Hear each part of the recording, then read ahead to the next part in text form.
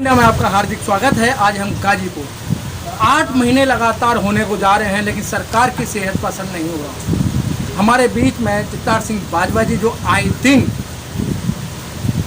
आंदोलनकारी हैं, आंदोलन करते रहते हैं और गाजीपुर मोर्चा को संभाले हुए बैठे हुए हैं। चित्तार सिंह बाजवा जी, आपका नेशन वी इंडिया में आपका हार्दिक स्वागत है। धन्यवाद। चित्तार सिंह बाजवा जी, क्या कारण है कि सरकार अपनी जो मंत्रिमंडल है उसके अंदर फेरबदल कर रहा है, लेकिन किसानों की तरफ ध्यान नहीं दिया जा रहा है? क्योंकि मंत्रिमंडल का फेरबदल करना जो है तो सरकार का या प्रधानमंत्री का अपना विषय है, लेकिन इस मंत्रिमंडल फेरबदल से एक बात साबित की है प्रधानमंत्री ने कि ये सरकार पूरी तरह से विफल हुई। जो मंत्री फेल हुए उनको बदला गया, इसका मतलब ये कि उन विभागों का तो बंटाधार हो गया ना, उन्होंने उन विभागों में कुछ नहीं किया होगा, इसीलिए बदला गया। अगर वो अच्छा काम किया होता तो बदलते क्यों? तो ये एक प्रमाण है इस बात का कि कायदे से तो प्रधानमंत्री बदलने वाले थे, पूरा मंत्रिमंडल मैं प्रधानमंत्री के बदला जाना चाहिए था, लेकिन इस समय तानाशाही पार्टी जो लोगों की बात चलती है, तो उन्होंने अपने आप को बचाने के लिए जो अपनी नाकामियाँ जो उनकी हैं, मंत्री जो थे उन पे उनके सिर पे ठीकरा फोड़ दिया, उनको बदल दिया, ये संदेश दिया। लेकिन बाजवा जी, अब देखा गया है जो नया मंत्रिमंडल आया है, जिन्होंने एनआरसी का विरोध किया था या किसान आंदोलन का विरोध किया था बड़े पैमाने पर, आज उन्हें जिम्मेदारी मिल गई। डॉक्टर आपके यहाँ के जो सांसद हैं पश्चिम क्षेत्र के वालियान जी, जो कि हमेशा किसानों के लिए उल्टा बोलते हैं, उन्हें भी जिम्मेदारी दी गई, उन्हें भी मंत्रिमंडल में लिया गया।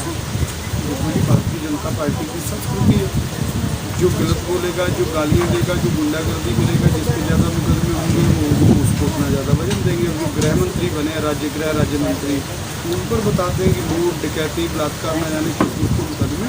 तो ये चीज़ें जो आप बता रहे हो, ये तो भारतीय जनता पार्टी में पद पाने का अधिकार है, ये आम जनता के लिए ये दोष है, लेकिन भारतीय जनता पार्टी के लिए तो वो योग्यता है ना जी, इसलिए वो योग्यता है उनकी, इसलिए योग्यता के अनुसार उनको दे दिया। लेकिन सर, अब एक चीज़ और देखने में आया है कि बिल्कुल ही लोकतंत्र तार कर दिया है। यहाँ चुनाव की बात आती है, चुनाव आयोग भी चुप बैठा हुआ है, शासन प्रशासन भी चुप बैठा हुआ है।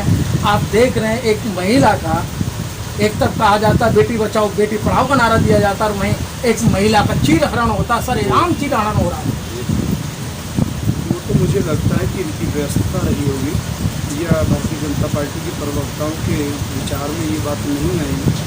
जैसे ये यहाँ की गंगा की लाशों को जस्टिफाई करने के लिए किसी दूसरे देश की भी बताने से नहीं हो सकते, तो ये भी कह सकते थे कि किसी दूसरे देश की घटनाएँ हैं। जिस तरीके से चीरहरण हुआ है महिलाओं का, हमारी बहन बेटियों का इस चुनाव में, और जो नंगा नाच हुआ है, लोकतंत्र की हत्या हुई है शरेआम, ये किसी भी कीमत पर ये बर्दाश्त योग्य नहीं है। कि जनता को समझना चाहिए कि एक IPS अधिकारी कह रहा है कि साहब मुझे थप्पड़ मारो, भारतीय जनता पार्टी के जो गुंडे थे वो यही पत्थर बम लेकर के आए, इससे बड़ा तो सबूत नहीं हो सकता कि ये भारतीय जनता पार्टी देश को पूरी तरीके से गुलाम बनाना चाहती है, देश की जनता को, देश की सारे सरकारी अदारों को, देश की जो लोकतांत्रिक व्यवस्था में जो स्वायत्त संस्थाएं हैं, उन सबको कहीं ना कहीं पूरे अपने कैप्चर में लेना चाह रही है। आज भी देखिए आप, जो संघीय ढांचा है उसको पूरी तरीके से बिगाड़ दिया है। CBI है, वो जहाँ कहीं चुनाव होगा, जो कोई नेता इनके खिलाफ बोलेगा सुप्रीम कोर्ट दरवाजे पर बैठी होती है, इसका क्या मतलब नहीं? कोई भी शक्ति चुनाव आयोग है, जो तारीखें ये तय करके देते हैं वो चुनाव आयोग घोषित करता है जी, ठीक है। तो कहाँ तक वो स्वायत्त है, ये समझना चाहिए। जो हमारे देश का लोकतंत्र लंबी लड़ाई के बाद, लाखों कुर्बानियों के बाद जो स्थापित हुआ, और पिछले लंबे समय से जो समय पर धक्के खाते हुए मजबूती में आज पहुँचा, आज उस लोकतंत्र को मैंने साकार किया है। उन संस्थाओं को, जो संस्थाएँ भारत की जनता ने, भारत के लोगों के खून पसीने की कमाई से बनी थी, उनको गुलाम बनाने का काम किया है, और ये देश के लिए हित में नहीं। सब चुनाव आयोग भी चुप बैठा हुआ है, और जो महिला आयोग में जो बैठी हैं महिलाएं, जो मंत्री पद लेके बैठी हैं, वो महिला भी इसका संज्ञान नहीं ले रही है। चाहे मंत्रिमंडल की बात करूं, विपक्ष की बात करूं, या महिला आयोग की बात करूं, किसी का अभी तक ये संज्ञान नहीं आया कि ये बहुत बुरी घटना है। देखिए, मंत्रिमंडल जो होता है, जो मंत्री बनते हैं, वो भी तो स्वतंत्र नहीं है।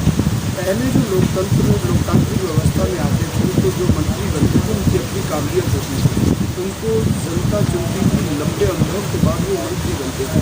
आज जो मंत्री बन रहे हैं उनकी अपनी योग्यता ही नहीं है कोई, उनको तो प्रधानमंत्री ने जिसे कहा और आगे जो 10वीं फेल हो गया उसे बना लिया, कि उनका मतलब ही बनाते ही उनको हैं जो पब्लिकली फेल हों, क्योंकि वोटें उनको हिंदू मुस्लिम के नाम पे मिली हुई, उनका कोई जनता में जनाधार तो है नहीं कि वो आगे दिखा करके बात कर सके।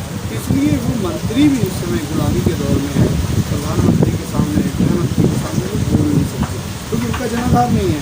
वो जीत करके आए हैं तो इनकी जो विघटनकारी नीतियाँ हैं देश के गृह मंत्री की, देश के प्रधानमंत्री की, उसके बल पर जीत करके आए हैं। अगर वो जनता के लोग होते, जनता उनसे मोहब्बत कर रही होती और जनता ने इसलिए उनको वोट दिया होता कि ये बहुत मजबूर लोग हैं, तो उनको भी होता कि हम मजबूर, वो तो आए एक्सीडेंटली, जब एक्सीडेंटली जीत करके आए हैं तो वो जनता की बात नहीं करेगी। लेकिन सर अभी उत्तर प्रदेश के अंदर जहाँ भी चुनाव हुआ, प्रधानी का या जिला पंचायत का जो चुनाव हुआ, लेकिन जनता ने तो अपना वोट दिया और जो जीत कर आए उन्होंने भी कोई कमी नहीं की, अपने आप को बेचने में कमी नहीं, और सरेआम बेचे गए, दबाव से बिके या क्या कारण रहा या बंदूक की नोक पे बिके, लेकिन वो बिके।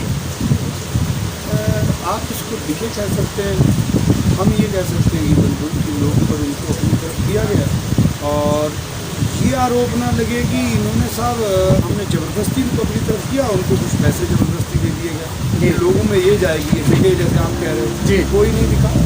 अगर बिकते तो वोट देते इनको, पहले इनके प्रतिनिधि जीतते, कोई नहीं बिका। ज़बरदस्ती लोगों का अपहरण तक किया गया, लोगों पर मुकदमों की धमकी दी गई, लोगों के कारोबार ठप करने की धमकी दी गई और उनको अपने साथ मिलाया गया। लोगों को ये भ्रम में रखने के लिए उनको कुछ पैसे दिए गए कि लोग कहेंगे ना ये तो बिके। ये पूरी तरीके से तानाशाही हुई है, लोगों को डरा धमका कर, लोगों को हर तरीके से प्रताड़ित करके इन्होंने ये वोट हासिल किए हैं जो ब्लॉक प्रमुख चुनाव में जिला पंचायत। लेकिन सर आज किसानों के जो प्रवक्ता हैं जो राकेश टिकैत जी, उन्होंने भी सरकार को सीधी सीधी चेतावनी दी है और किसानों को कहा है कि अपने ट्रैक्टर के बम्पर तैयार कर लें और बम्पर से ही आमने सामने की लड़ाई लड़ी जाएगी। और चारा क्या है फिर किसानों में, तो दो तरीके का मरना होता है। एक आपको, आपके सामने ऑप्शन है कि आपको कोल्हू में पेला जाए, क्या आप उस तरीके से मरो या फिर आप लड़के मरो, तो कौन सा ऑप्शन चुनेंगे किसानों को? तो लड़के मरने में है शहीद का दर्जा मिलेगा, कोल्हू में पेला जाए और तो ये जो सरकार है हमें इन कानूनों के माध्यम से हमें तिल तिल कर मरने को मजबूर करने की स्थिति में जा रही है, हमें कोल्हू में पेलने की स्थिति में है, तो हम लड़कर के मरेंगे।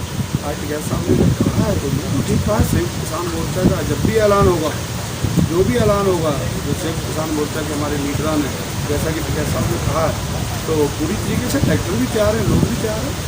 लेकिन सर उन्होंने अभी राकेश टिकैत जी ने एक और भी कहा है कि अब हमने जो मंडी थी वो देख ली है कि किस मंडी में हमारा अनाज अच्छा बिकेगा। तो जो पार्लियामेंट एक मंडी बनाया है राकेश टिकैत जी ने, और उन्होंने कहा है कि मूंग की दाल तो हम संसद भवन के अंदर ही बेचेंगे।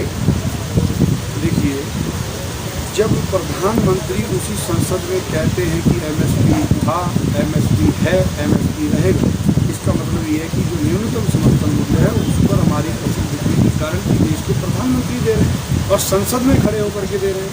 हमें मंडियों में घुसने नहीं दिया जा रहा। अभी गेहूं की बीसलपुर मंडी में, पुआया मंडी में हम गए थे देखने, लंबी लंबी कतारें लगी थी, लोग हफ्ता हफ्ता घर से खड़े थे। तो जब वहाँ मंडियों में घुसने नहीं दे रहे, प्रधानमंत्री संसद में कह रहा है कि एमएसपी थी है, तो वहीं जाएंगे ना प्रधानमंत्री से लेंगे एमएसपी की, दीजिए साहब, इसमें गलत क्या है? लेकिन सर अभी 12 दौर की वार्ता हुई, फिर उसके बाद अभी तक कोई वार्ता नहीं हुई। एक रूमर फैल रही है मीडिया के माध्यम से कि नरेंद्र तोमर जी बात करने के लिए तैयार हैं, लेकिन अभी तक वो जगह नहीं बताई गई और ये रूमर ठीक है या सही है। पहले तो क्या करते थे, जब आपके पास लेटर आया करता था, जगह निश्चित हुआ करती थी, समय निश्चित हुआ करता था, फिर आप लोगों को बुलाया जाता था। लेकिन ये रूमर ठीक है या गलत है? ये पूरी तरीके से भ्रमित करने का।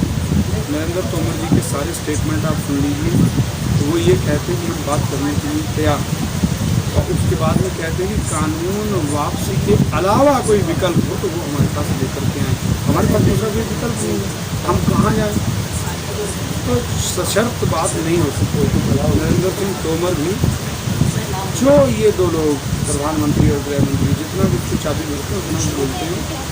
उनकी भी बैकग्राउंड मैंने पहले भी चैलेंज किया था मीडिया वालों को कि पता करें, उनके तो बहुत अच्छे सम्मानित मुकदमे दर्ज हैं, ऐसी सूचनाएँ हैं जी। साइकिल चोरी तक की भी सूचनाएँ मिली।